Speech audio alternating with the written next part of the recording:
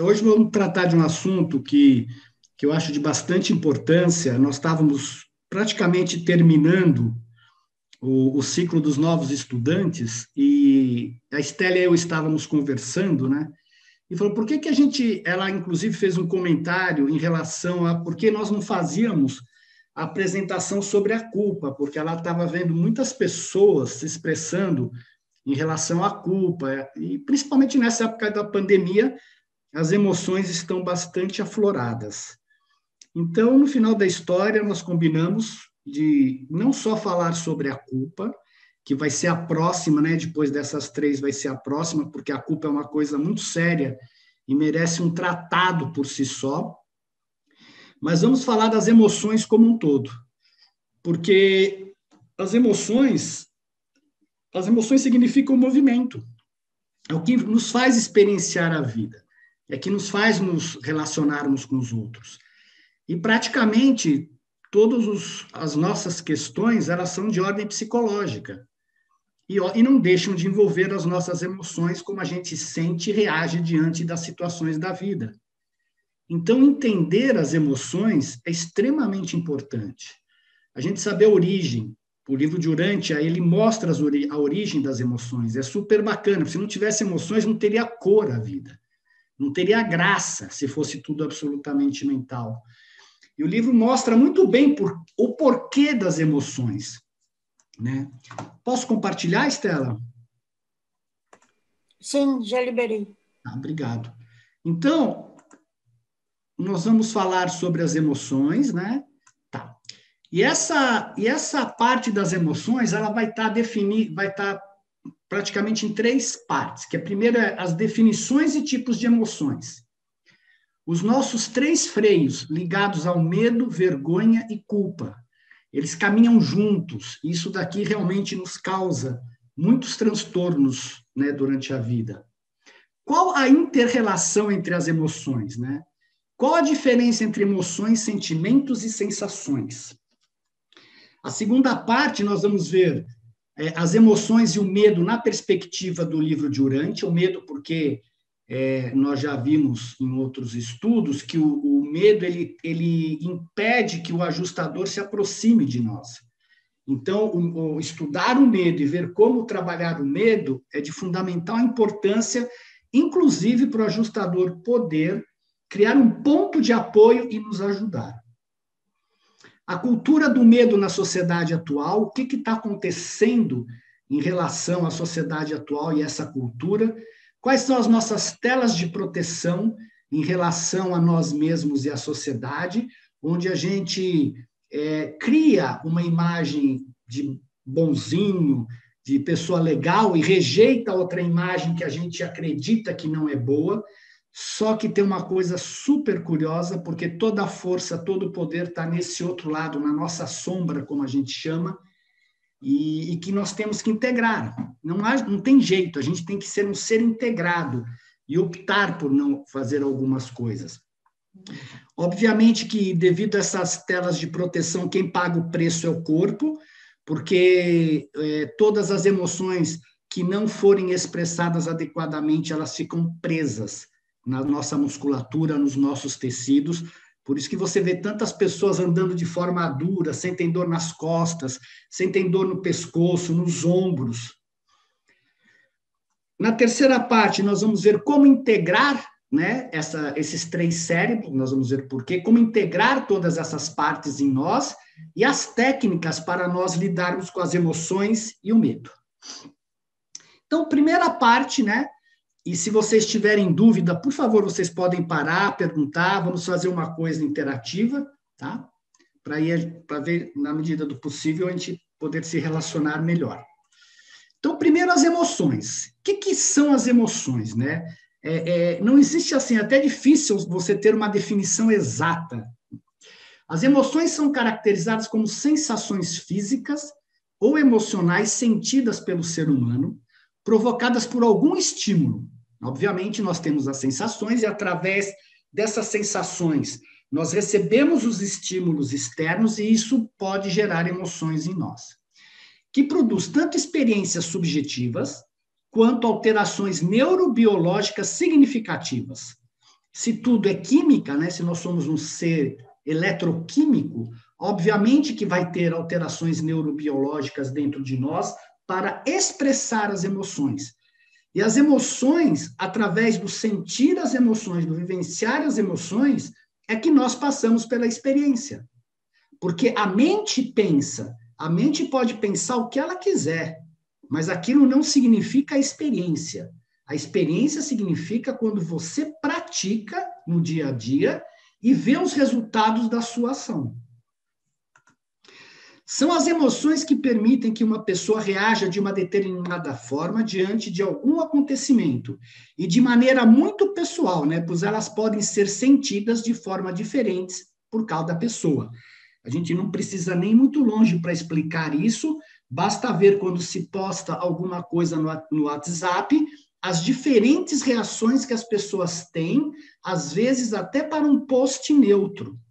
Por quê? Porque elas pegam aquela informação que foi postada, elas projetam a si próprias naquela informação e reagem de acordo com aquilo que foi postado. De acordo com a emoção vivida, podem acontecer reações físicas, como alterações na respiração, choro, vermelhidão e tremores. A etimologia da palavra emoção indica que ela tem uma origem no latim, da palavra ex movere, motus animi, que significa mover para fora, afastar-se, mover-se. Isso significa que a emoção é que faz com que a gente se mova, que a gente tome alguma ação. A emoção é a expressão dos nossos instintos. O meu instinto fala assim, estou com fome. A emoção é que faz você ir atrás da comida.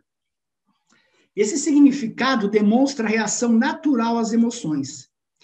Até hoje, não existe uma teoria exata para o conceito de emoção ou quantas emoções existem. Realmente, a gente tem 5, 6, 7, 8, 10 básicas, né, e secundárias, mas você não sabe como cada pessoa sente.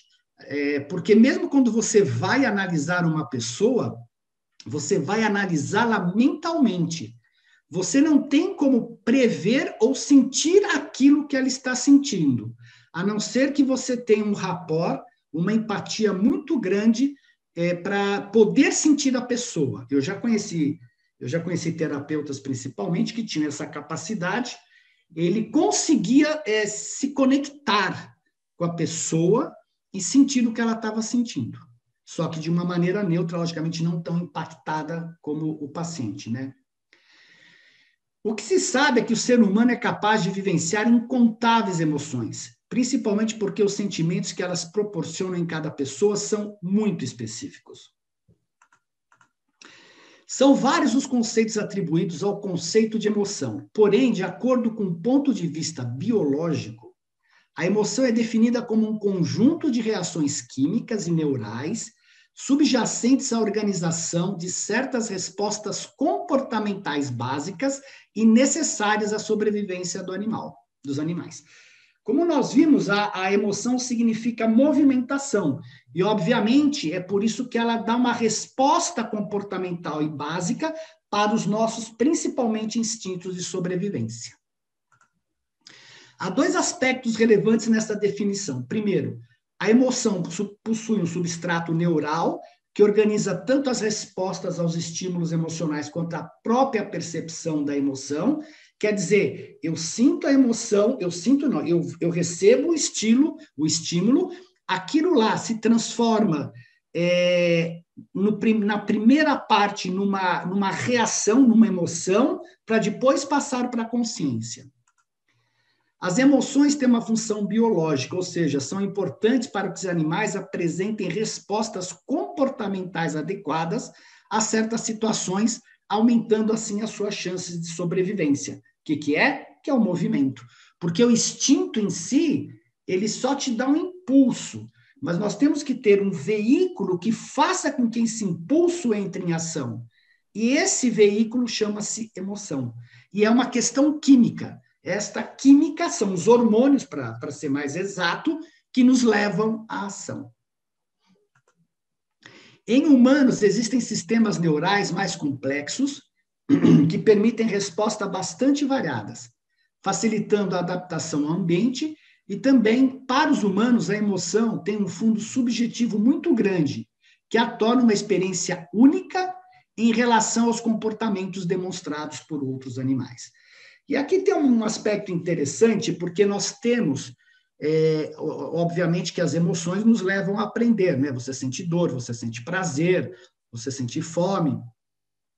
E o aspecto interessante nosso em relação aos animais é que os animais, eles só aprendem através da experiência. Por exemplo, se o animal está diante de um lugar para pular, ele só vai saber a experiência do pular pulando. Nós, devidamente à nossa capacidade de pensar, nós podemos avaliar o risco de dar aquele salto. Então, isso é um ponto de evolução acima dos animais. A gente consegue avaliar o risco antes da experiência. Por isso que a gente pode também aprender com o outro. Quer dizer, o outro, ele passa por uma situação que eu falo, cara, se eu fizer igual, eu vou entrar pelo cano. É a mesma coisa. Alguém põe a mão no fogo, queima, se você quiser testar e puser a mão no fogo, você vai se queimar da mesma forma. Só que você aprende que aquela pessoa se queimou e que você corre aquele risco. E aí você toma a decisão de correr o risco ou não. Existem várias propostas na tentativa de definir as emoções, como as cognitivas versus não cognitivas. Emoções intuitivas vindo da amígdala, que está no nosso cérebro, versus as emoções cognitivas vindas do córtex pré-frontal.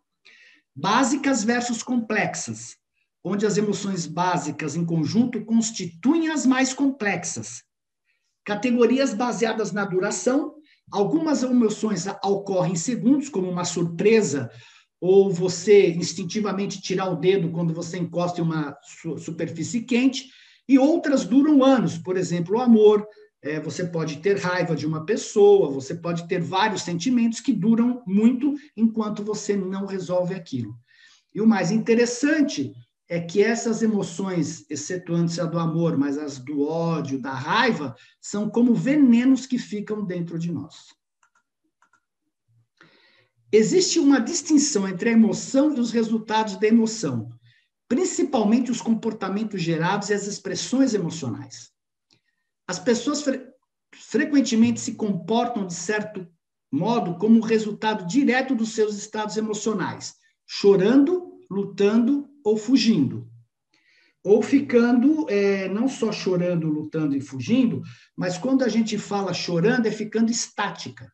Então, a emoção, você pode ficar estático, você pode lutar, que é uma ação, ou você pode fugir, que também é uma ação.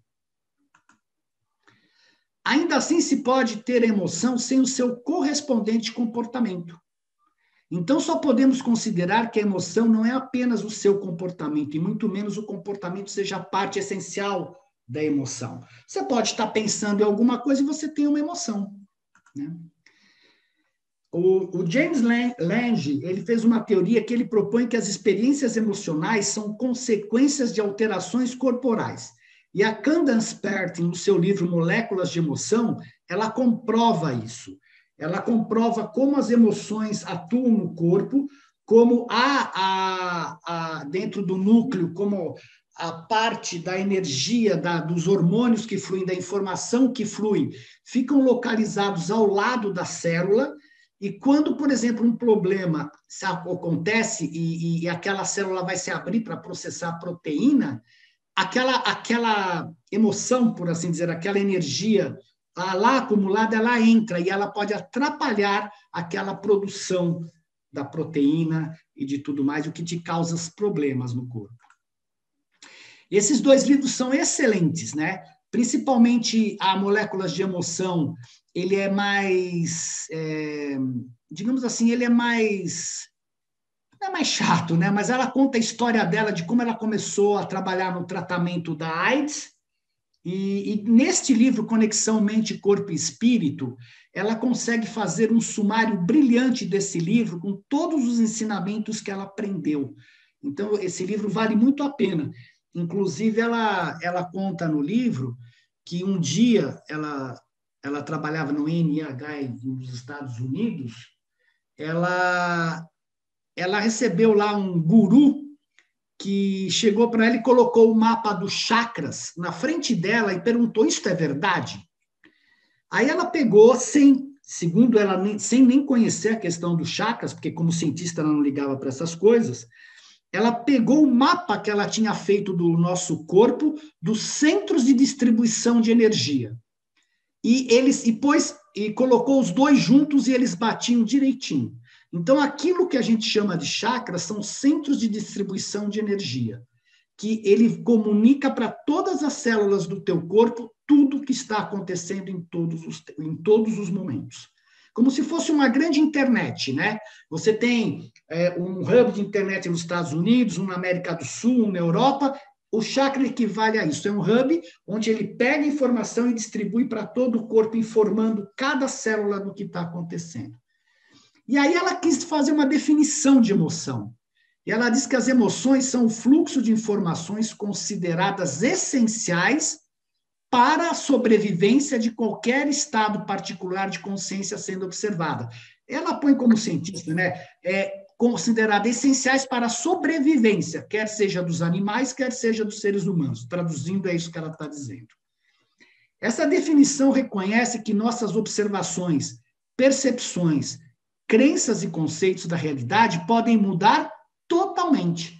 De acordo com aquilo que você reconhece, ela pode mudar. Como as emoções têm raízes estabelecidas em milhares de anos de nossa sobrevivência e evolução, qualquer personalidade que esteja observando o mundo terá certeza de que ela está certa. Essa observação dela é genial, porque se você pensar num debate, sempre nós achamos, quer dizer, né, antes de você ter um certo nível de evolução, sempre nós achamos que nós estamos certos. E aqui você tem a origem disso, porque no fundo é uma questão de sobrevivência. Eu sei o que eu estou fazendo, você já tem isto enraizado em você há milhares de anos. Então, é uma questão da sua sobrevivência. Por isso que a gente fala, né, que e isso é emocional. Por isso que nós falamos que uma forma de nos educarmos é quando você tem um impulso, uma emoção, qualquer coisa, é parar e usar a razão. É isso mesmo? Eu estou certo? Porque o teu corpo, todo o teu mecanismo corporal, ele se acha certo porque ele está te levando a evoluir e a preservar a vida. Isso explica porque ter razão, às vezes, parece uma questão de vida ou de morte. Então, se você tem uma crença, uma pessoa tem uma crença muito enraizada, quer seja em relação à religião, quer seja algum aspecto da vida, se você tira essa crença da pessoa repentinamente, ela pode vir a ter problemas sérios, porque é uma questão de vida ou de morte aquela crença que ela tem. Para o corpo dela, ela nem percebe. Isso ocorre tudo de forma inconsciente. Bom, a classificação das emoções. As emoções são primárias, que são consideradas inatas ou não aprendidas, né? São emoções comuns a todos os indivíduos da nossa espécie, independente de fatores socioculturais. E elas são consideradas a alegria, a tristeza, o medo, o nojo, a raiva e surpresa. Eu, particularmente, sempre que eu estudei, eu nunca tinha visto eles colocarem o nojo. Achei muito interessante essa parte aqui, quando eu estava estudando em outros livros, colocarem o nojo como uma parte da emoção primária. Talvez seja repulsa, né? Porque assim você evita de se aproximar, principalmente os povos mais primitivos, de coisas ruins para ele. E nós temos também as chamadas emoções secundárias ou sociais, que são mais complexas e dependem de fatores socioculturais. São emoções que variam amplamente com a cultura, com a experiência prévia e com a época em que o indivíduo está inserido, como culpa, vergonha, simpatia, compaixão, embaraço, orgulho, inveja, gratidão, admiração, espanto, indignação e desprezo. Aqui tem um fato muito curioso, que é a pura verdade. Quando a gente estuda a questão do Adão e Eva, muitas pessoas comentam que Eva traiu Adão. Mas não existia esse conceito naquela época. Não existia esse conceito de traição. Então, por isso que ele fala que tudo varia de acordo com a cultura. A igreja, com o tempo, colocou uma culpa muito grande na gente. Do mesmo modo que o orgulho, a inveja e gratidão se desenvolveu muito com as questões do orgulho nacional, né? Então, tudo depende dos costumes de uma sociedade, da sua cultura, e nós vamos ter emoções que são mais predominantes do que outras, ou crenças, por assim dizer, né? Emoções de fundo estão relacionadas com bem-estar, mal-estar, com a calma ou tensão. Os estímulos indutores dessas emoções usualmente são internos, produzidos por processos físicos ou mentais contínuos, que levam o organismo a um estado de tensão, de relaxamento, fadiga ou energia, ansiedade ou apreensão. Por exemplo, você perdeu o emprego, né? A pessoa pode ter perdido o emprego, tem filhos para sustentar, obviamente que você vai ter essas emoções de fundo, você vai ficar tenso, porque você vai começar a pensar, nossa, como é que eu vou sustentar minha família? Como é que eu vou ganhar dinheiro? Meu dinheiro está acabando, eu estou endividado. E aí você tem essas emoções de fundo que a gente fica remoendo, e nós vamos ver por que isso acontece mais para frente. Nesse tipo de emoção, o papel principal é desenhado pelo meio interno e pelas vísceras, embora se expressem em alterações complexas músculo-esqueléticas no seu corpo, né? Porque os hormônios ficam, se eles não são expressos, eles ficam acumulados, né? Criando o que a gente chama de couraças corporais, tais como sutis na postura, você vê pessoas duras andando na rua, ou pessoas curvadas, ou com dor na lombar, ou dor no corpo todo. As emoções, mesmo quando brotam espontaneamente, significam algo. E o significado é um departamento que todos nós queremos controlar. Sempre, por exemplo, chorar ao ver um filme. A grande questão da gente querer controlar a emoção e não deixá-la se expressar é como se você tivesse um carro a 80 km por hora e você pusesse um paredão na frente dele. Você vai dar uma trombada. Aquela energia toda que estava fluindo pela sua corrente sanguínea, ela simplesmente se espalha por todo a sua parte muscular, sua parte nervosa. O cérebro emocional não tem emoções, só temos emoções quando usamos. Tá?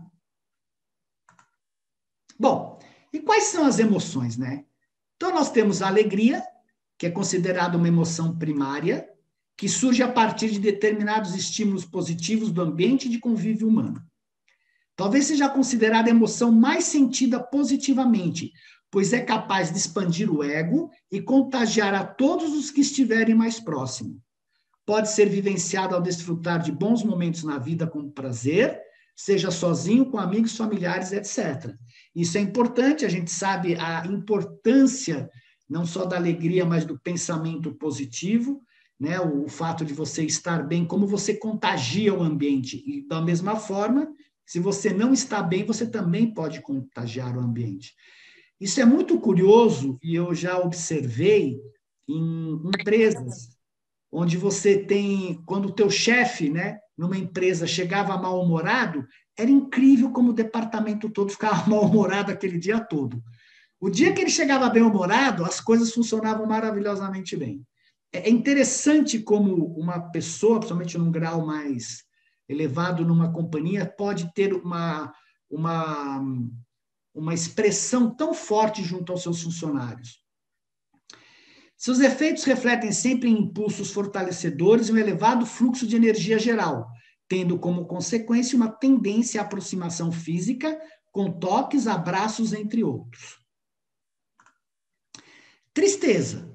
Caracterizada por uma emoção primária, a tristeza provoca sensações que são opostas à alegria, como baixa autoestima, solidão, depressão e perda.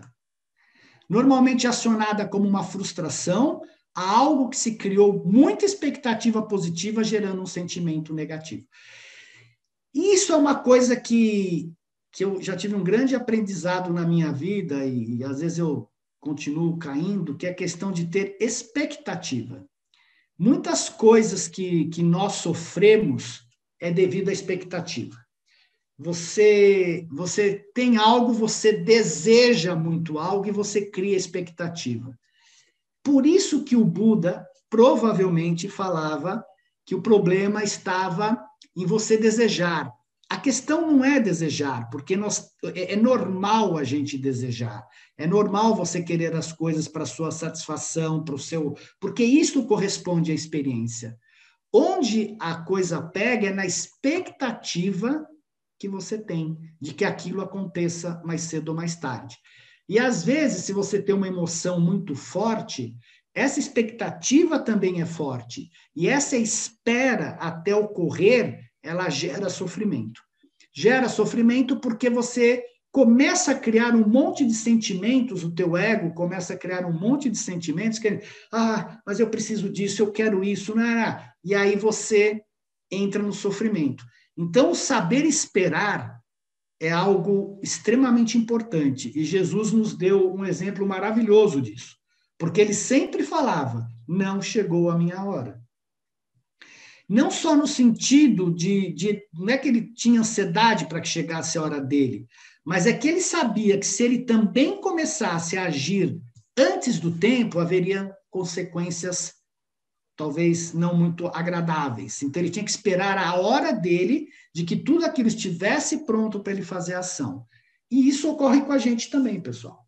Né? A gente tem que saber a hora de agir, mas é duro, às vezes é difícil você esperar. O mais comum é que se possa expressar a tristeza através de palavras e gestos, como chorar ou se recluir do meio social para poder recuperar e estabilizar a energia.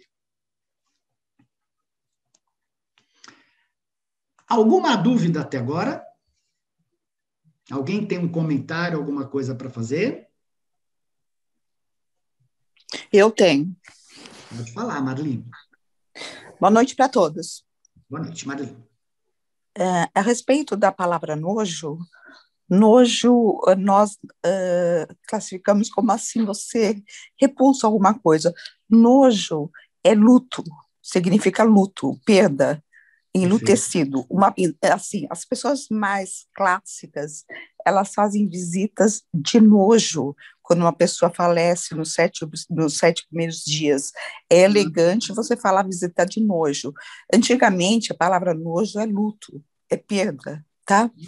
É só Obrigado isso. pela sua explicação. Muito legal. Eu não sabia, obrigado. Aprendi uma muito legal. Ok, de nada. Interessante isso de nojo, né? Quem mais? Alguém tem mais alguma dúvida? Pode falar. Vai ser falado alguma coisa sobre, já que é emoções, as emoções também acabam afetando a personalidade, não sei, da pessoa, porque você vê, hoje a gente vê pessoas que são considerados tal dos psicopatas, que eles falam assim, essa expressão, né? Tem gente que fala que essas pessoas não têm sentimento, não expressam, pelo menos, né? Tem alguma coisa relacionado também à questão da pessoa ser boa ou ela ser ruim, está nas emoções também, né? No comportamental, porque a emoção ela influencia o comportamento. Então, isso eu vou falar, mas eu não vou entrar nas distorções psicológicas que nós temos. O que eu quero é mostrar o que as emoções causam no corpo. Porque antes de se classificar uma doença, qualquer que seja psicológica, a gente tem que entender como é que as emoções agem e como é que elas afetam o nosso corpo. Aí depois você pode entrar nas psicopatias das emoções, mas por hora, não. O que é a emoção, como ela age e o porquê que você acaba tendo todo esse comportamento. Então, esse é o primeiro passo. Fala, Ana Paula. Boa noite a todos. Marcos, assim, eu tenho uma formação, né, assim, eu sei um pouquinho, tá, de terapia holística. Então, assim, esse lado da emoção é interessante. Você está falando em questão a expectativa. Quando a gente é mais jovem, a gente talvez não dê tanta atenção para isso. A gente vai passar pelas experienciações, vamos quebrar cabeça, quebrar cara, né? E cair, levantar e seguir. Mas quando a gente vai amadurecendo, a gente aprendeu com aquelas experiências do passado, né? E a gente começa a lidar melhor com a questão da expectativa. Você começa a não entrar mais nisso, a não cair mais nessa furada, vamos dizer assim, né? Gato escaldado, como diz. Então, depois que a gente começa a ver isso, é libertador. E tem uma outra questão também. Eu acho que quando a gente está preenchido de nós mesmos, quando a gente está bem, com a cabeça, autoestima, muitas questões com a gente passa a não ficar muito ligado nessa questão da expectativa. Você está me entendendo? Assim, a gente começa assim, eu não fico dependendo do outro para me fazer feliz. Não estou falando em questão só de relacionamento homem-mulher, não, tá? Eu estou falando em questão de tudo, de amigos, familiares, enfim, você se basta, né? Então você vê assim a coisa por um outro ângulo. Olha, eu não preciso daquilo para me fazer feliz. Eu preciso de mim para me estar bem feliz, entendeu? E aí você pode entrar quem for na sua vida, sair, não vai fazer diferença, porque você está bem com você. Eu vejo por esse ângulo. O que você acha? Eu vou te perguntar, quantos anos você demorou para aprender isso? Olha, estou com 51. Então, deixa eu falar mais alguma coisa? Um século já, e eu falo assim, gente, mas se eu tivesse essa cabeça de agora, há uns anos atrás, como as coisas tinham sido diferentes, mas não é assim como a gente pensa, né? Você só tem essa cabeça de agora por causa das experiências que você teve no passado. Se você tivesse essa cabeça de agora no passado, você iria fazer outras coisas que quando você chegasse na sua idade, falava, se eu tivesse a cabeça de agora, eu faria diferente. É verdade. E assim sucessivamente. Então, o bacana do que você falou, você definiu, e muito bem definido o que acontece conosco, que quanto mais você vai se tornando inteiro, e inteiro eu estou dizendo assim, a tua personalidade, a dádiva de Deus, não é a personalidade egóica nossa, a dádiva de Deus, ela vai conseguindo integrar as nossas partes, a nossa luz com a nossa sombra, porque elas são faces da mesma moeda, você vai ficando mais inteiro. E você não precisa mais tanto se apoiar ou projetar os seus problemas nos outros. Por isso que a gente fala, não existe duas metades da laranja no relacionamento. O que existe são dois inteiros se relacionando. Porque se for duas metades de uma laranja num relacionamento, o que vai acontecer é que um vai depender do outro para ser feliz, e um vai projetar no outro aquilo que lhe falta, que ele tem necessidade. Acabou o relacionamento. Acabou. Porque o outro, eu dependo absolutamente do outro para ele me preencher. Eu não estou preenchido. Só que nós somos um ser integral. E a nossa personalidade, a função dela é justamente integrar esses nossos vários aspectos. Pelo menos aqui, depois, lá no lado espiritual, ele vai integrar de outras formas. Então, o ponto é o quanto eu estou projetando no outro o que eu quero que ele seja para me satisfazer. Mas a satisfação é minha, não é do outro. A minha filha, foi muito curioso, porque a minha filha falou assim, pai, você tem que assistir terapias de casal no Globoplay, não sei o quê. Ela pegou, pôs lá. No primeiro casal, eu falei, Débora, desliga esse negócio, porque eu vou quebrar tua televisão e tanta raiva. O marido simplesmente chegou para a terapeuta e falou assim, não, mas ela tem que saber o que eu quero sem eu dizer. Aí a terapeuta tomou um susto, ele falou sim, ela tem que saber as coisas que eu quero e fazer aquilo que eu quero, mesmo que seja um copo d'água, sem eu dizer nada. Cara, eu falei, desliga, porque eu não vou aguentar. Isso é o cúmulo do absurdo, e existem pessoas assim no mundo. As pessoas acham que você não tem que se posicionar e que o outro tem que adivinhar, porque se o outro não adivinhar, você não é amado, você não é considerado. Então, lógico, depois ela falou, pai, isso daí você vai vendo as séries e você vai vendo a evolução da terapia. Eu falei, mas eu não quero ver porque eu já estou muito irritado. né? Não gostei, é uma atitude que me incomoda, isso da pessoa achar que o outro tem que fazer alguma coisa por você, ou o outro tem que ser o seu escravo, ou tem que fazer o que quer que seja. Existe uma questão do livre-arbítrio. A gente não pode forçar o outro aquilo que ele não quer, você incorre num problema sério no mundo. Nem os seres lá em cima forçam.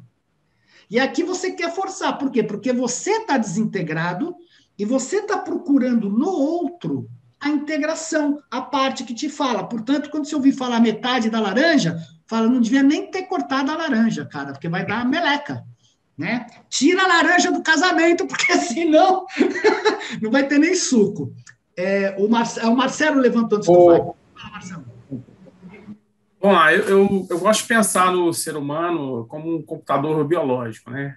E tal. E aí você tem programas, né? Tem várias coisas. Aí eu fico pensando na emoção, trabalhando, eu falei, parece que a emoção são programinhas que todos nós vamos acessá-los, né? E esse estado que nós experimentamos quando nós estamos sentindo a emoção da felicidade, da alegria, vai gestar o sentimento da felicidade, se você ficar ali por muito tempo. Então, comecei a trabalhar, isso é como se fosse mesmo procurando, né? Por que a emoção? Qual a diferença de emoção para sentimento? Emoção é um acesso, o sentimento é uma coisa que já está interiorizada e tal e tudo. Então, eu fiquei pensando que a emoção tem a função de desenvolver no ser humano uma elevação espiritual, que é a sensibilidade, né? Então, a emoção, Marcelo, ela tem a função de fazer você reagir a situações para se desenvolver. A gente convida a sentir, né? O sentimento é quando você interpreta a emoção e ele está ligado à sua alma. É diferente. Então, mas uma coisa leva a outra. Química, são coisas diferentes. A sensação é o que entra pelo seu corpo, que vai gerar uma emoção e que depois você vai dar um significado àquela emoção. Um animal não sabe diferenciar, ele não sabe, ele cuida do animalzinho, do filhinho dele por instinto, ele não sabe que aquilo digamos assim, é o amor. Não é amor, é instinto. Mas nós temos a capacidade de significar. E essa capacidade de significar emoção é que te leva a desenvolver o amor. Isso aí. Então são fases, entendeu? Legal, sensação, né? Emoção, significação, que é um sentimento, e aí você começa, ao conhecer a pessoa, ao entender os motivos das pessoas, você pode chegar a desenvolver o amor por elas. Por isso que o livro de Urântia comenta sempre que a melhor coisa que você faria é aprender a amar uma pessoa a cada dia. Não é querer amar todo mundo, porque você não consegue. Você tem que primeiro resolver suas questões internas, para depois chegar no amor. Um exemplo disso clássico é um casal. Se esse casal ele se junta por simplesmente uma questão de paixão, e a paixão está muito ligada ao lado sexual, eles vão aproveitar ao máximo o sexo. A hora que aquele fogo diminui, o que resta? Se não existir uma admiração pelo outro, se nesse período da paixão não existir o respeito, e ambos conseguirem criar uma admiração, pô, que pessoa bacana, a hora que acaba o sexo, acaba o relacionamento. E por isso você vê tantos casais se separando, porque o marketing vamos casar, você casa naquele fogo, fica 5 dias trancado no quarto, dali 3 meses está separado. Porque não houve tempo de se conhecer, não houve tempo de trabalhar, não houve tempo de admirar o outro, falar, puxa vida, essa pessoa, ela tem valores que me correspondem, eu quero estar ao lado dela. Essa é a grande diferença. E é isso que sustenta casamentos longevos. As pessoas começam efetivamente a amar. Por isso um fica falando para o outro, I love you, eu te amo, querido. Não é uma coisa nenhuma, me desculpa. Isso é só para fazer marketing. Então, quando você está inseguro, que o outro vai te trair, você vai falar, eu te amo, fica do meu lado. Isso é puro marketing. Está no campo do desejo ainda. Óbvio. Se você prestar atenção, a hora que você fala isso, provavelmente você está excitado sexualmente. porque é uma forma de conquistar. Agora, fala isso quando você não está excitado, você está sentado, olha para sua esposa e fala, puxa vida, eu realmente amo você. Isto é um amor, não é uma excitação sexual. Não que a excitação não te leve também a amar, não é isso que eu estou dizendo. Mas eu estou dizendo que não é só a excitação, porque você fala um I love you porque eu estou excitado. Dá para ver nitidamente que é um processo, são etapas de um processo. Óbvio, se você estudar um pouco mais, você vê. Eu me esqueci, o Jean Leloup, me fugiu o segundo nome dele. Ele usa a definição do amor dado pelos gregos, onde vai desse amor básico até o amor de Deus. Tem 9 definições do amor. E ele vai dando um nome para cada um dele, eu não lembro disso. E você tem esse amor básico até chegar no amor lá em cima. Uma mãe, quando tem um filho, apesar de ter carregado 9 meses, ela não pode dizer que ela ama aquela criança. Ela teve um belíssimo trabalho para ter o filho. Mas onde a criança conquista a mãe, conquista o pai? A hora que ela começa a sorrir, a hora que ela começa a se expressar, a hora que ela começa a fazer gracinha, cara, não tem que não se conquiste com isso. Wagner. Marcos. Oi, Luiz. Deixa o Wagner falar, você já fala, tá bom? O Wagner já está com a mão levantada. Oi, Marcos, eu fiz umas anotações aqui na classificação das emoções. Eu não sei se eu estou errado. Quanto ao medo, tá? Ele vem como emoção primária, tá? E o medo, no meu entender, é uma iminência de um perigo, tá? E essa iminência de perigo te deixa apreensivo. Perfeito. Já a apreensão, ela vem numa emoção de fundo. Existe uma compatibilidade nisso aí ou é assim mesmo, essa emoção de fundo com a emoção primária?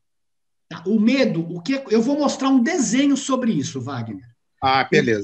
O medo é o seguinte, quando você está lutando com um tigre, você sente medo? Não. Claro. Não. Não? Não, porque você não tem tempo de sentir medo. Todo o teu sistema está na defesa, de lutar com ele para manter sua sobrevivência. Para sobreviver, correto. Você vai sentir o medo ou antes ou depois. Durante não existe o medo. E o que acontece quando você sente medo, geralmente? Pelas nossas questões psicológicas. Você vai trazer ansiedade, você vai trazer culpa e um monte de coisa juntando com medo, que é o que eu vou falar depois, dessa inter-relação entre as emoções. E aí, quando você entra na fantasia, que a pessoa pode ter um estado de pânico, ela acha que qualquer coisa que ela vá fazer vai causar um mal. Então, ela se retém e não quer sair. Olha o que está acontecendo na pandemia, quanta gente trancada em casa, com medo da sobrevivência. Mas não significa que ela vá ter nada. Absolutamente significa que ela vai ter nada. Mas ela está com pânico e não sai nem de casa. Sim, sim. Você entendeu? Então, este medo, ele ultrapassa a questão da sobrevivência e entra numa questão psicológica. Onde os meus grilos, os meus medos, tudo aquilo que eu aprendi entram em campo e aí é um caos criado. Com certeza. Luiz, desculpa. Fala, Luiz. Obrigado. Obrigado você. Marcos, vamos para a minha posição. O controle dessas emoções. Não existe controle, existe educação. Porque quando você tem uma emoção, absolutamente aquele hormônio está circulando no teu corpo. E ele é um movimento que está no teu corpo. Então, você tem que acalmar aquele movimento de alguma forma. Isso, por exemplo, eu tive a oportunidade de vivenciar, devido a uma série de fatores, com uma pessoa adolescente, que não era minha filha, e que tinha excitação sexual, mas ela compensava na academia. Em vez de fazer fantasia, em vez de fazer uma série de coisas, ela ia para a academia todo dia. E ela conseguia aquele impulso sexual descarregar aquela energia na academia.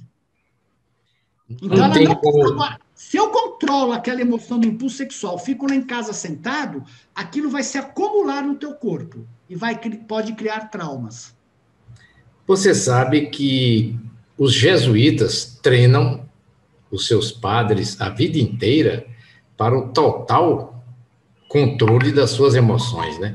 Eles parecem estátuas, tá entendendo? Quando se fala no termo emoção.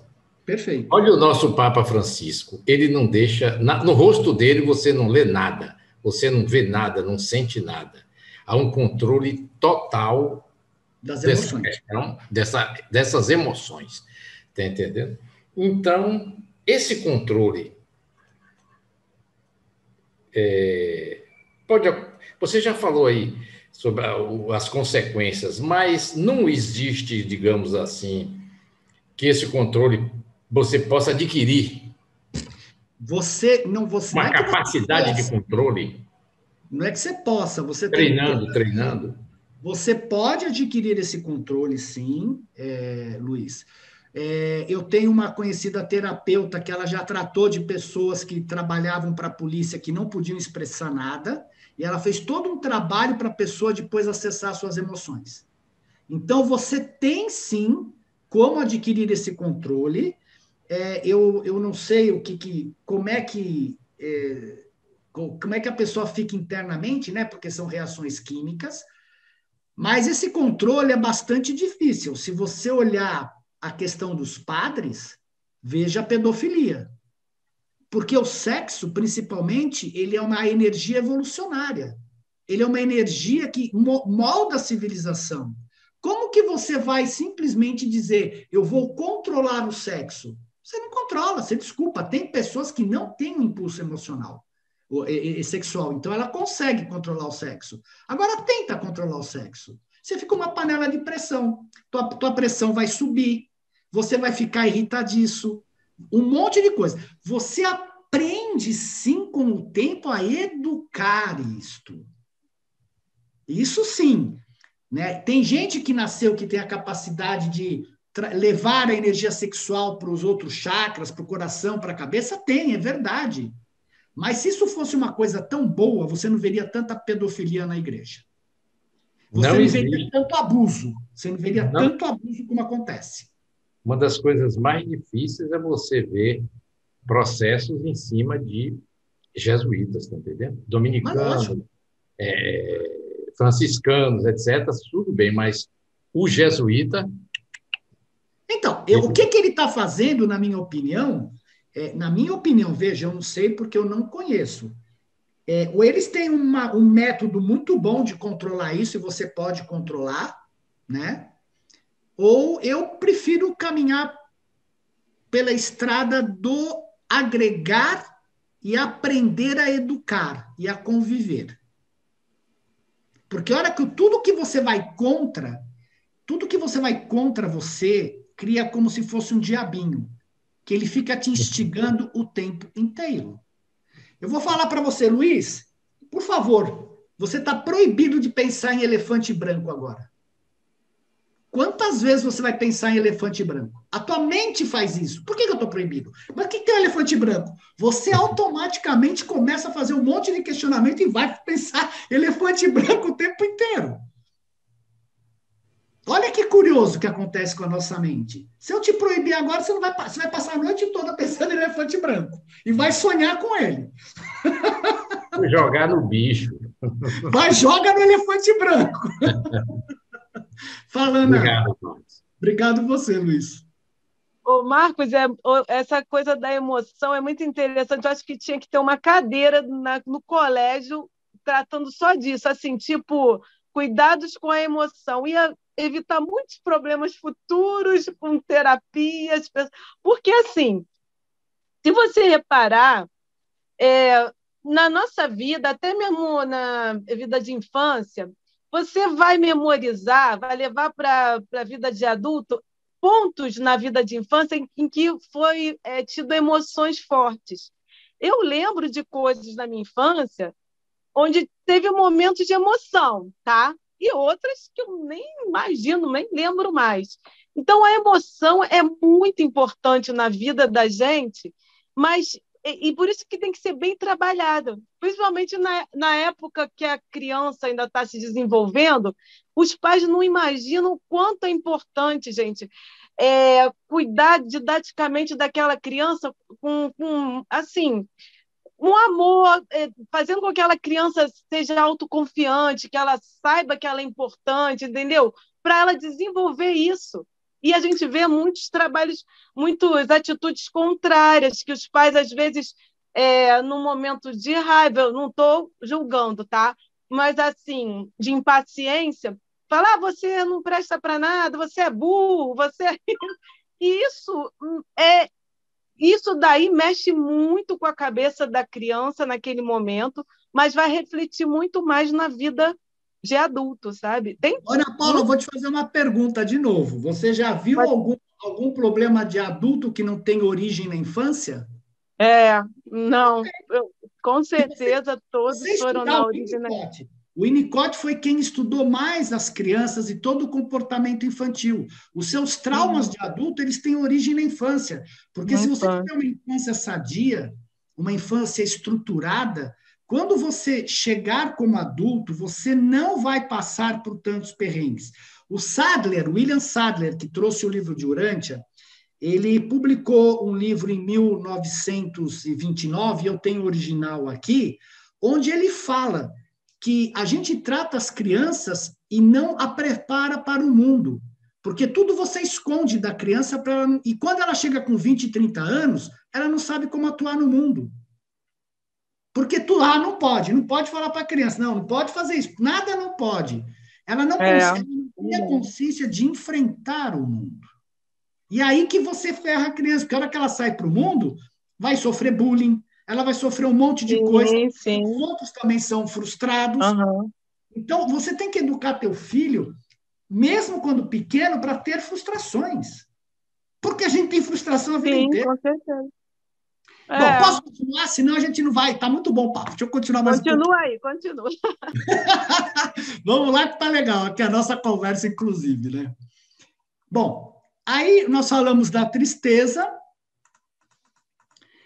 Próximo é a raiva, né? A raiva é considerada uma emoção primária que é acionada quando o ser humano necessita de energia para superar obstáculos ou ameaças à sua vida ou condição de vida.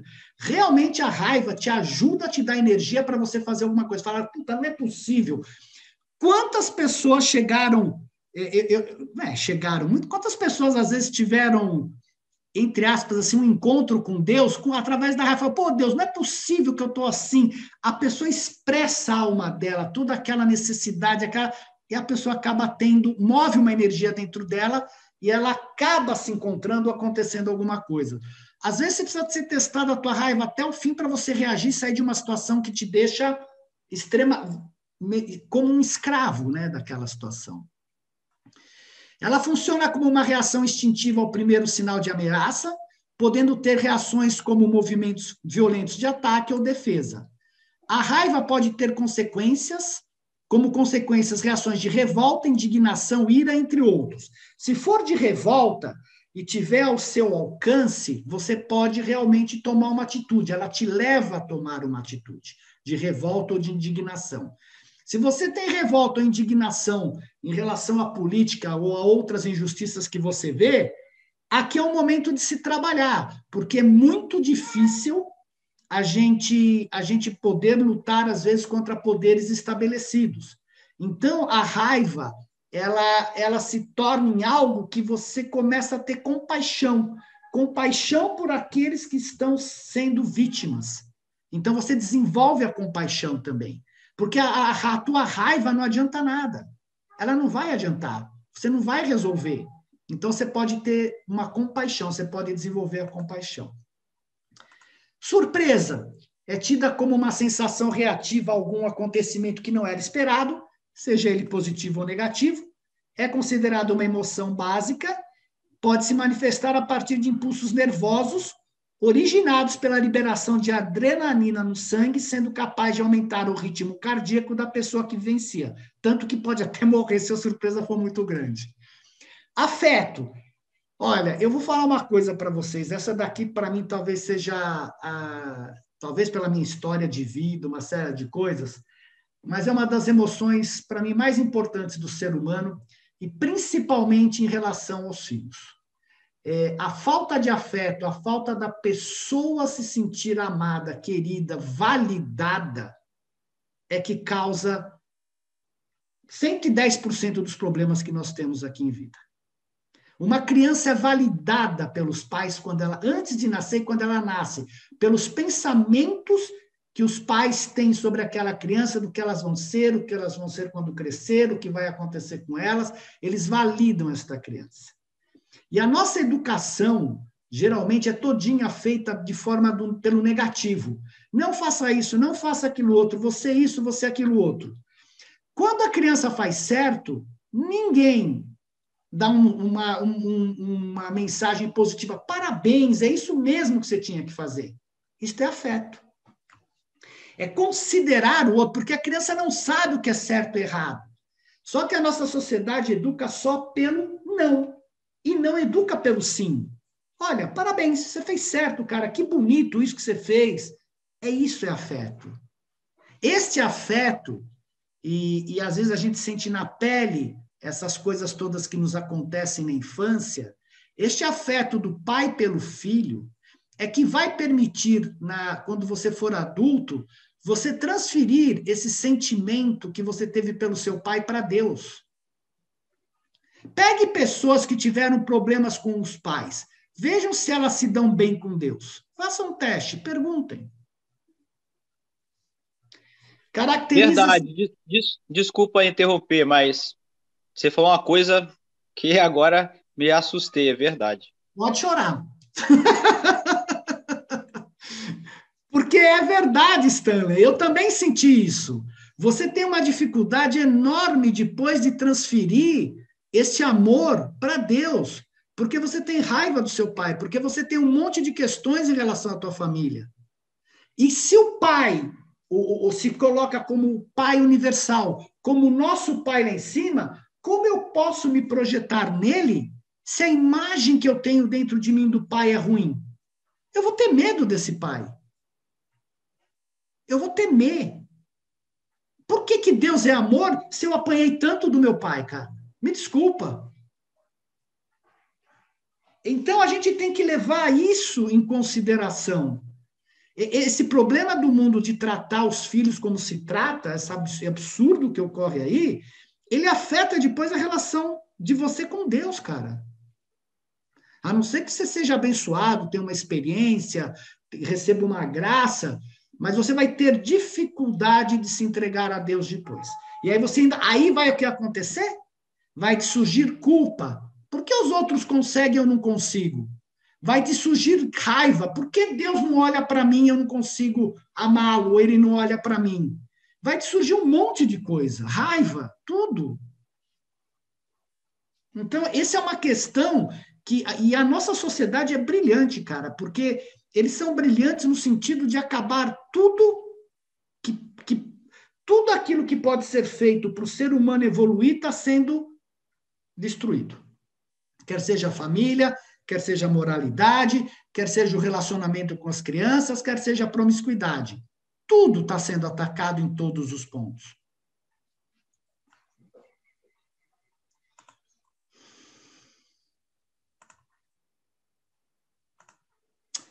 Bom, depois do afeto, aí você vira um adulto carente, né, cara? A grande verdade é essa, você vira um adulto carente. Quando você não tem afeto suficiente dos seus pais.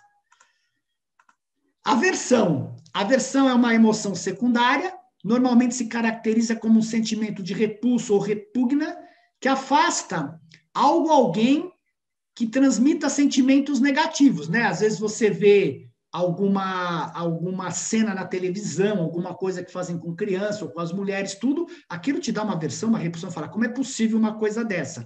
Como é possível uma coisa dessa? São as inevitabilidades da vida que estão te levando a desenvolver a compaixão, a você sair daquele estado animalesco que você tinha, que não se importava de torturar uma pessoa, para se tornar um ser mais humanizado, onde você fala, cara, como pode isso acontecer? Isto mostra que você está se tornando um ser mais humano. Vergonha, essa é a mais divertida, cara, e é um horror essa coisa aqui. Envergonhar é induzir, divertida no modo pejorativo, óbvio, é induzir a vergonha a outro, atacando, diminuindo ou destruindo a dignidade pessoal de uma pessoa ou grupo, separando-os do restante da humanidade. A vergonha pode ser induzida verbalmente pelo ridículo, insultos ou pela exposição pública da vulnerabilidade ou fraqueza de uma pessoa ou grupo. Esta forma de envergonhar desonra o alvo como ser humano, em vez do fato em si. E aqui você não se sente validado como ser humano nem pertencente ao grupo. A vergonha em si depende de ideologias internalizadas, tipo envergonhado versus descarado. O cara é um descarado mesmo, ele não se importa com nada, né? É uma autoavaliação interna, com condições externas, como eu perdi, portanto eu sou um perdedor. Ele me rejeitou, portanto eu não sou bom. Ou fomos atingidos por um maremoto, portanto nós estávamos errados. E aqui vale uma frase do livro de Urântia, que eu vou repetir tanto quanto eu puder, porque eu também tenho feito essa frase para mim no dia a dia, eu tenho utilizado isso, onde o livro diz o seguinte: atenha-se ao fato somente do que aconteceu, e não se eu não tivesse feito isso, se fosse assim, se fosse diferente. O fato é esse. Foi muito curioso, porque na sexta-feira, quando a pessoa lá bateu no meu carro, a minha primeira reação, a minha filha estava do meu lado, eu falei, cara, o que eu fiz de errado para merecer isso? Na hora ela falou assim para mim, mas pai, por que você está associando uma coisa com outra? Eu falei, lógico, filha, você tem toda a razão, cara, não tem o que associar, não fiz nada errado. Foi um acidente. Então vamos ver o fato? O fato é um acidente. Legal. O que eu faço com esse acidente? E isso serve para tudo. Errei, eu perdi, tá bom, aprendi uma lição, ponto. Mas aí entram as outras emoções, o nosso histórico de vida passado e te põe para baixo. Não, porque eu sempre fui assim, porque eu sempre errei, eu sempre fui um perdedor, eu sempre fui trollado por todo mundo. Quem falou? É só uma situação, você está sendo porque você está se pondo nessa situação. Esse é o ponto. E aí você tem uma coisa, putz, eu já senti muito em vida, que é a vergonha alheia, cara. Realmente eu tenho dificuldades em ver pessoas passando vergonha, né? A vergonha alheia é uma locução da língua portuguesa que define o sentimento de vergonha que uma pessoa sente ao testemunhar algo que o outro indivíduo disse ou fez. O ato de sentir vergonha pelo próximo. O que você está fazendo nessa situação? Você está se projetando no outro.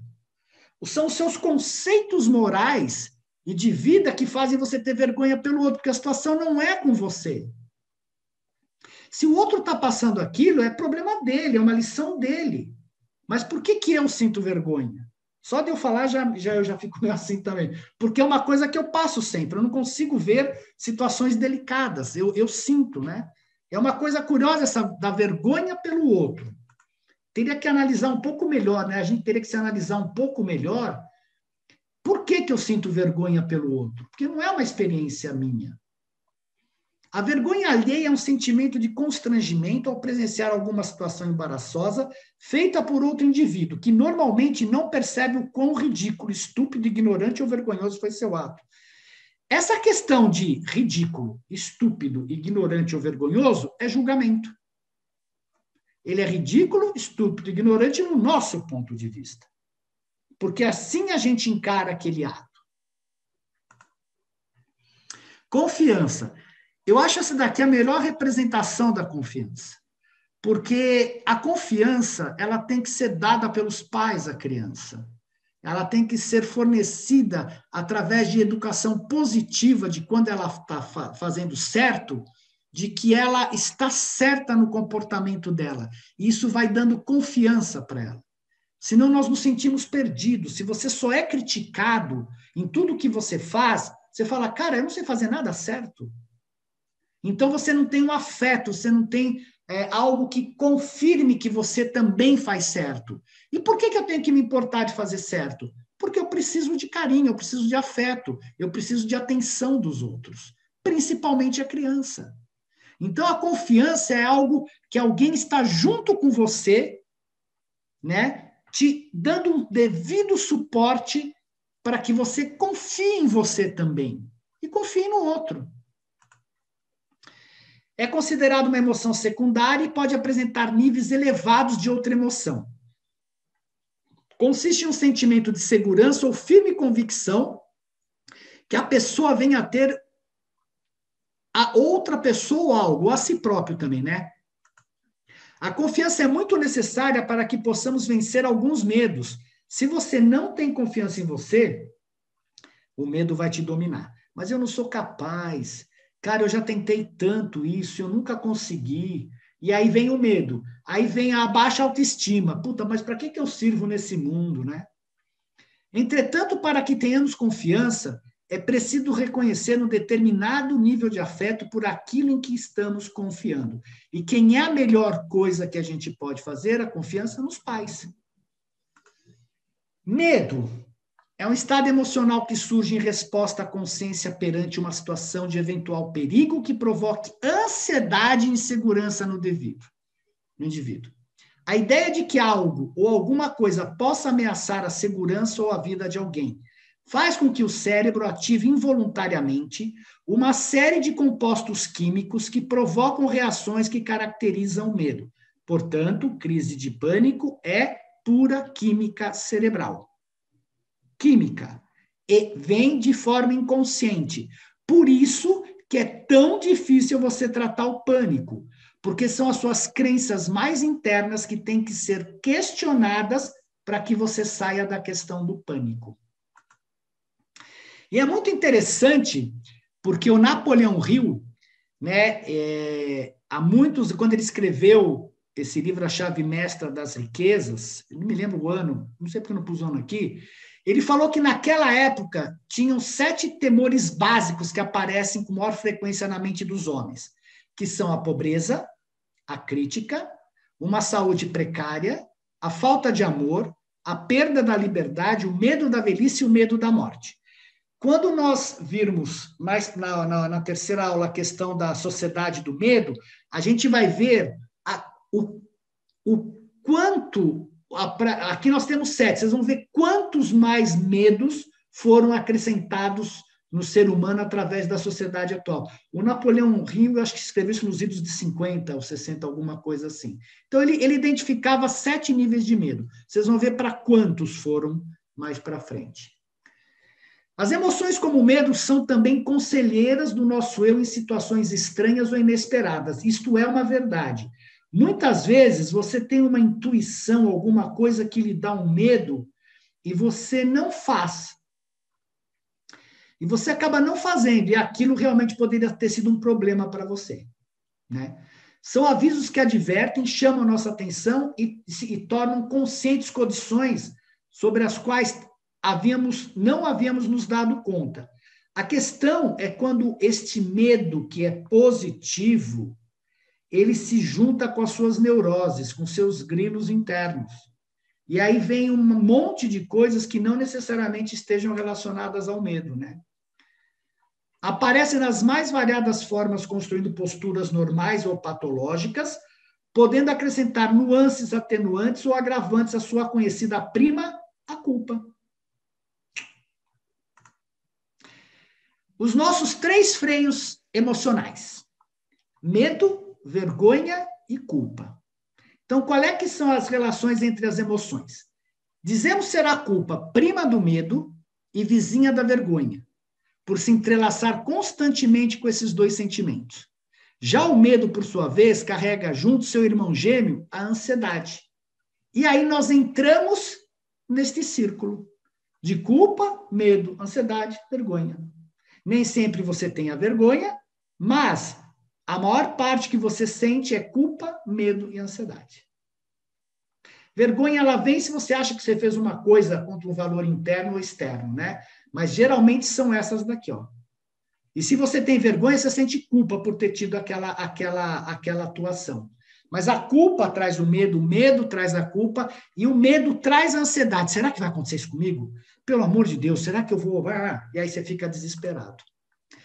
E aí, respondendo o que a Ana Paula falou, o que acontece é o seguinte, a memória é arquivada automaticamente desde a vida intrauterina, formando assim a nossa memória existencial. É composta de milhões de experiências diretamente ligadas ou associadas ao estímulo recebido, prazer, medo, apreensão, tranquilidade, né? E tudo é gravado nesse teu arquivo aqui. Por isso que quando você tem medo, as tuas associações, a tua energia psíquica, ao consultar o seu banco de dados, ela vai pegando todas as informações que estão ligadas diretamente ou associadas àquele impulso de medo, culpa, ansiedade ou vergonha. E a coisa vai se transformando numa bola de neve. Então, desta forma, a gente se fala para a pessoa, olha, tira a cabeça disso, vai assistir um filme, vai dar um passeio, porque quanto mais você pensa, mais esta associação vai acontecendo, mais para o fundo do poço você vai caminhando. E todas as emoções, quanto maior a carga emocional, mais intenso é o registro, pessoal. Você, se tem uma carga emocional muito forte, por exemplo, vocês podem me dizer se alguém tem carga emocional pelo número do telefone do seu celular? Então, você está lá gravado e fala, meu número do celular é esse. Agora, se você teve uma tentativa de assalto, se você teve um parto difícil, ou se você teve uma grande alegria na vida, você fica lembrando aquilo lá. Porque foi gravada como uma carga emocional. E a gente sabe que a emoção é vida. É através da emoção que a gente vive a vida. A culpa, em vários momentos, mescla-se, ora tornando os tons do medo, ora da vergonha, nos jogando de um lado para o outro, atraindo uma tristeza, uma sensação de incapacidade e limitação que turva nossas reações e impede o desenvolvimento de ações coerentes ou equilibradas. O sentimento de culpa também nos retrai e exibe nossas impossibilidades e incompetências.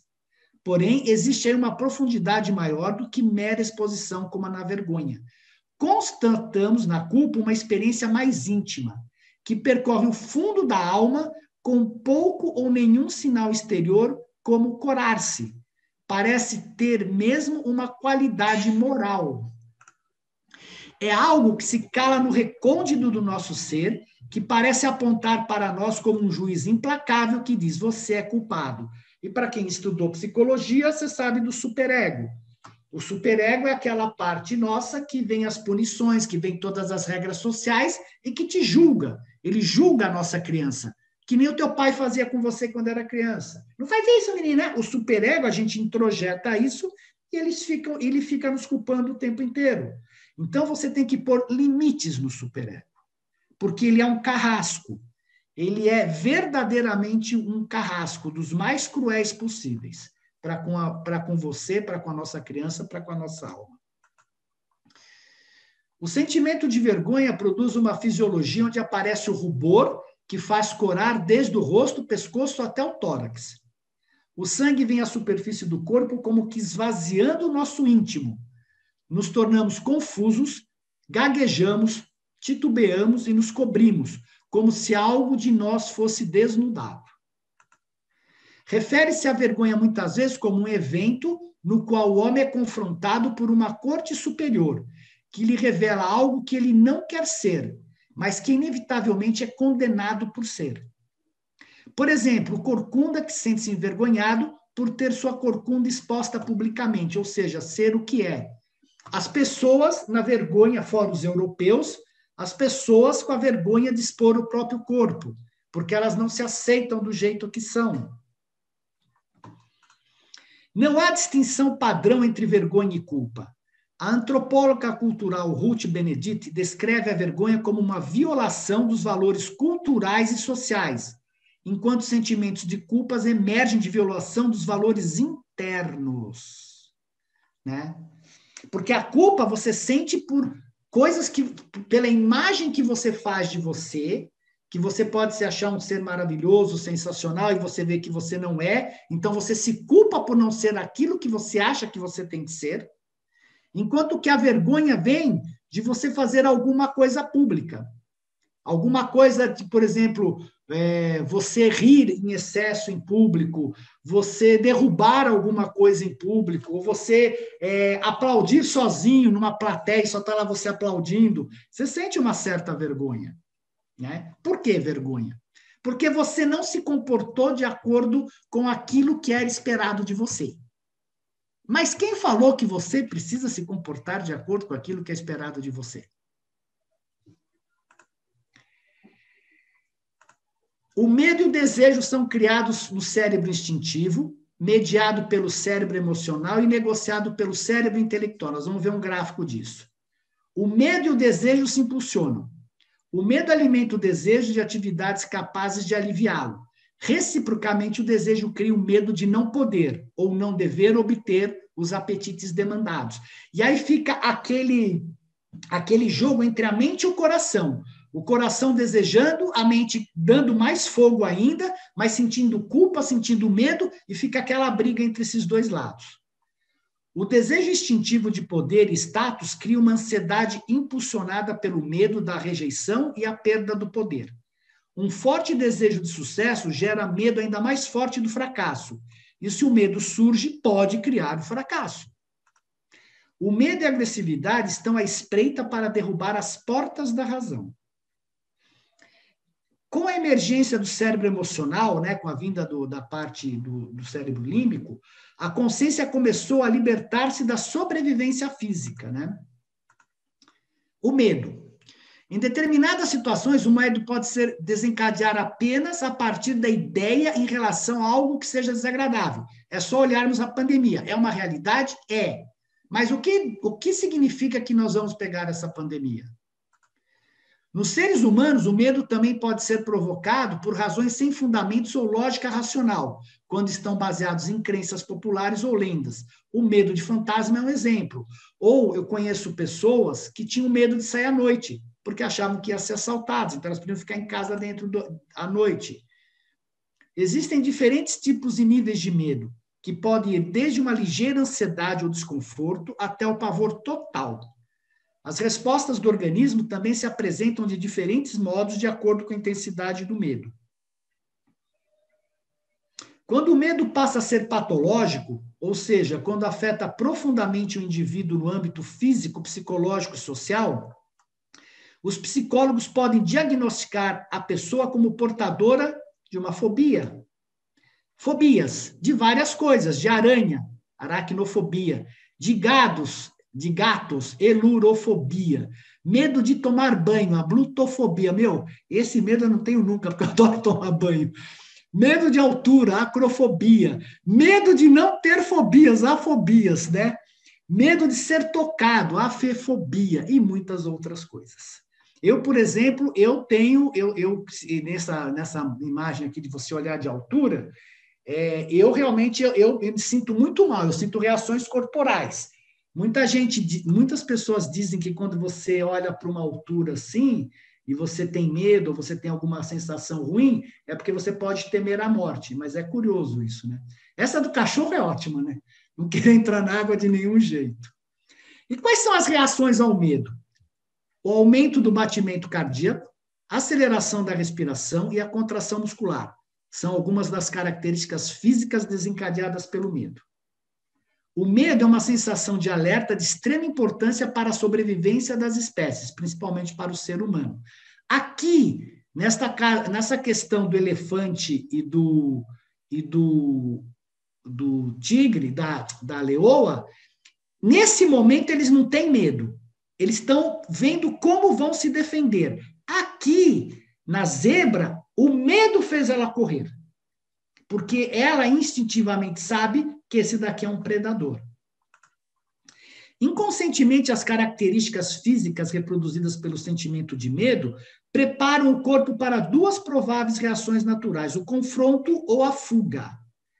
Só que tem uma coisa extremamente importante. Muitas vezes, o medo te impede de você fazer alguma coisa. E você pode fazer aquela coisa. Então, eu tinha uma amiga que sempre falava assim, você está com medo? Não tem problema, pega o medo na sua mão, dá a mão para ele e vai com medo mesmo. Porque, às vezes, o seu medo ele não tem fundamento. Né? Às vezes, você capta alguma coisa do ambiente, às vezes, você ouviu falar e você acaba tendo medo, é um medo de origem familiar. Então, tem vezes que o medo ele é simplesmente paralisante. E quando ele paralisa, você tem que ver se verdadeiramente aquilo é um medo real. Porque o medo ele vai te dar confronto ou fuga. A ansiedade é um sentimento vago e desagradável, de medo e apreensão, caracterizado por tensão ou desconforto diante de situações de antecipação de perigo de algo desconhecido ou estranho que provocam medo, dúvida ou expectativa. Então, você está numa situação onde você sabe, caramba, semana que vem eu vou ter uma prova, será que eu vou bem? E você já cria um monte de expectativa e também gera ansiedade. Então, você sofre por antecipação. O medo é a avaliação do perigo, ansiedade é o estado de sentimento desagradável evocado quando o medo é estimulado. Tanto o medo e a ansiedade envolvem uma orientação ao futuro do modo de questões do tipo, e se eu for mal na prova? E se ela não me quiser?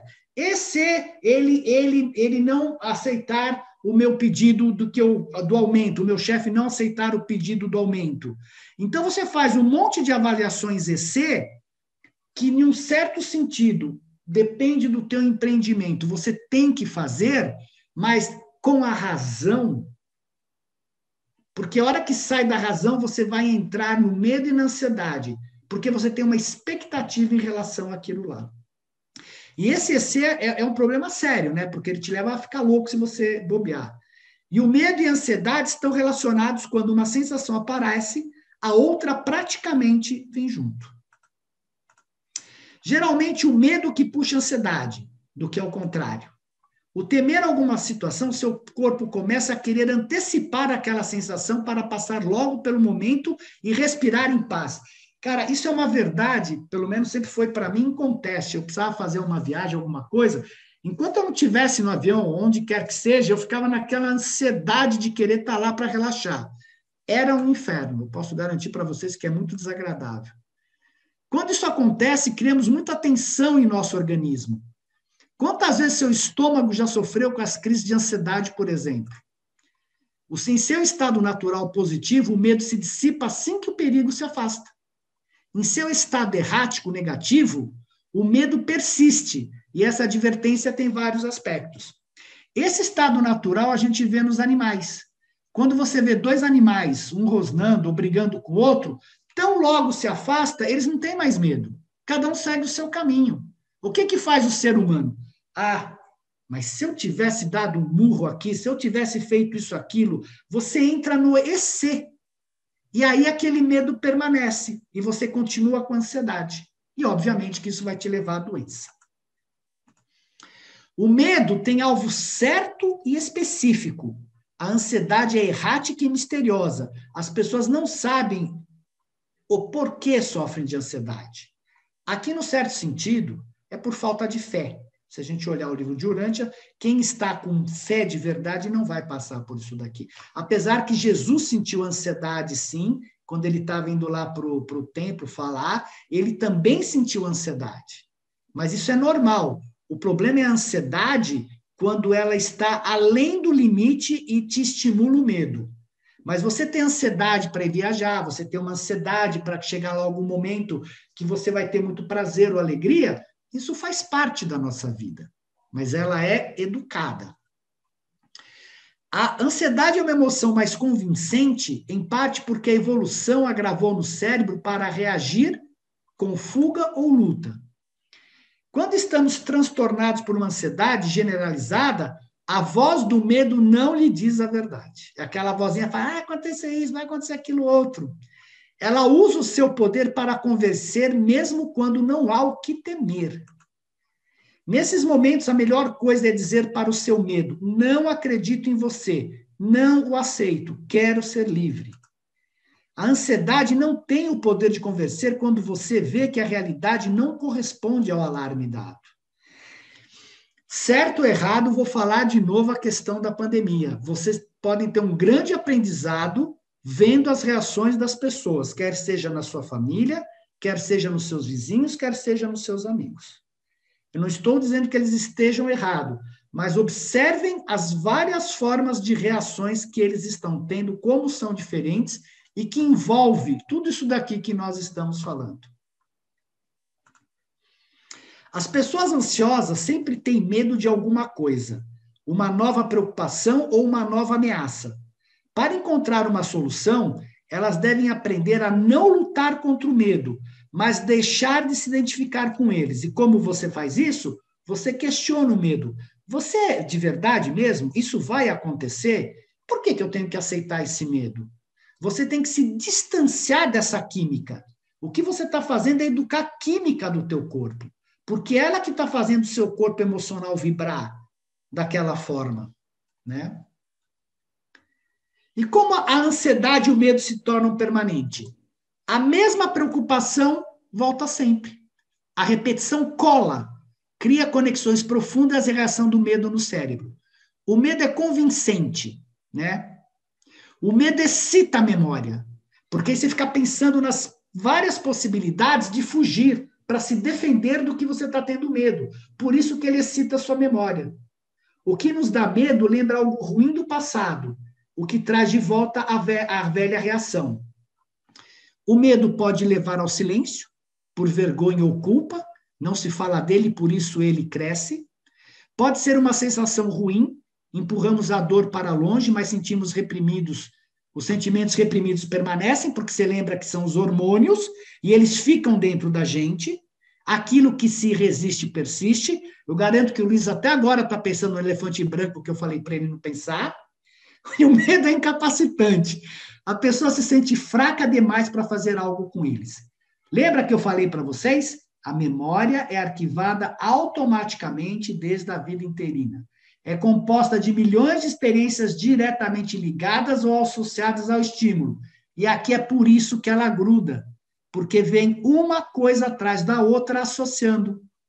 Enquanto as associações que você consegue fazer com o estudo do livro de Urântia são ótimas, porque te leva a entender o livro de uma forma mais profunda, elas são péssimas no sentido se você está com medo, se você está preocupado, se você não tem a fé suficiente.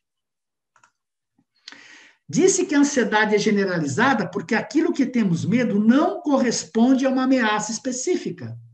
Em circunstâncias normais, a reação ao medo é física e tem alvo certo, como você viu os animais lutando. Então, eu tenho medo, porque eu sei que aquele leão pode me pegar. Eu tenho medo do elefante, porque ele é muito maior que eu. Ela tem um alvo, ela não tem todas as fantasias ao seu redor, né? Que é até essa luta aqui em cima. Pois bem, o medo e o desejo são criados no cérebro instintivo, mediado pelo cérebro emocional e negociado pelo cérebro intelectual.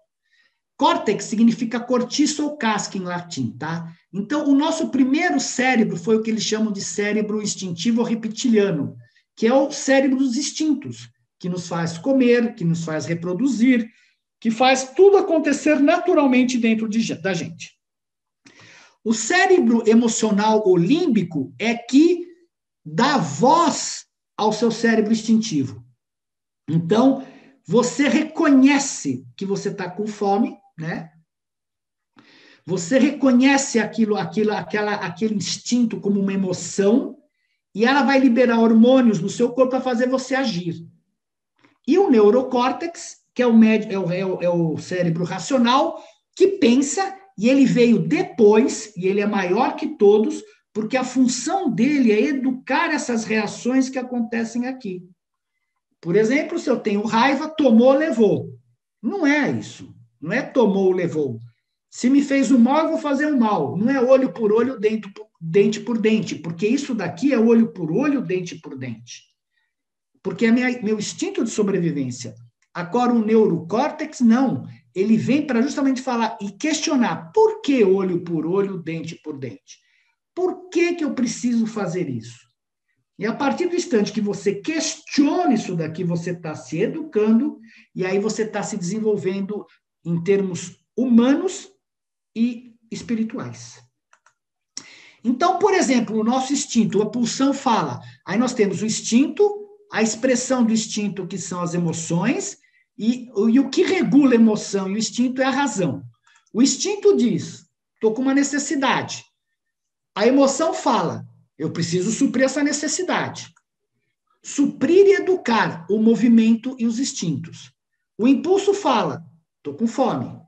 O movimento, uma torta de banana seria uma delícia agora. A razão, posso ingerir todas essas calorias? É isso mesmo que quero agora? Então, você veja como vem do impulso para o movimento e para a razão. Olha, posso, eu estou bem, eu estou muito legal, eu não vejo problema nenhum de comer uma torta. Ótimo, vou lá e como a torta e faço a minha criança feliz. Cara, eu sei que eu estou com, sei lá, minhas taxas de açúcar enormes no sangue, eu estou correndo risco, não sei o quê, não vou comer a torta de banana agora. Eu vou achar outra coisa para me satisfazer. Isto é se educar. É isso que nos torna humanos de verdade. Sinônimos para o medo: susto, horror, fobia, temor, pavor, receio, covardia. Sentimentos. Estamos quase acabando. Sentimentos podem ser definidos como os estados e as reações que o corpo humano são capazes de expressar diante dos acontecimentos que os indivíduos vivenciam. Estas reações ou estados do corpo humano são coisas comuns a todos os seres humanos e podem ser manifestados tanto como para acontecimentos recentes, quanto para algo que seja revivido por meio de lembranças ativas pela memória. Diferença entre emoção e sentimento. A emoção são reflexos naturais diante de acontecimentos. São uma resposta química comandada pelo cérebro humano, pela rede mente-corpo. Já os sentimentos são uma consequência das emoções e são sentidos por cada pessoa de acordo com a sua experiência, personalidade, cultura e criação. O que significa o sentimento? É uma significação. Os sentimentos podem ser definidos como a observação das emoções e das reações provocadas para ela. Eu estou com um sentimento de culpa, eu tive tal emoção em relação àquela pessoa e me deu um sentimento de culpa porque eu desejei mal para ela. Ou um desejo, ou uma carência, ou uma admiração. As emoções são reflexos inconscientes do ser humano, e os sentimentos são mais conscientemente relacionados com a avaliação das emoções. São as atribuições mentais às emoções, isto é, os significados. Emoções e sentimentos são complementares, porque as emoções vividas dão origem aos sentimentos. E quem é que sente no corpo humano? A alma. A alma é formada por quem? Pelo seu ajustador. A emoção e as várias reações com ela relacionadas estão alinhadas com o corpo, enquanto os sentimentos estão alinhados com a alma.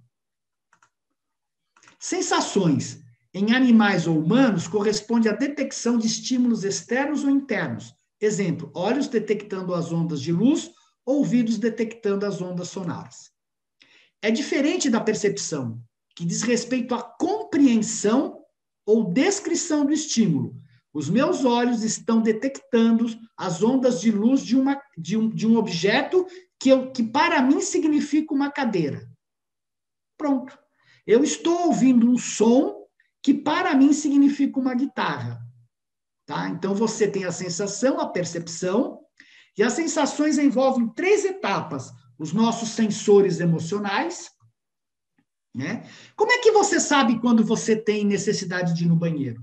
São sensores que diz. Como é que você sabe que você está satisfeito quando comeu? São sensores, né? Que são transduzidos em impulsos elétricos.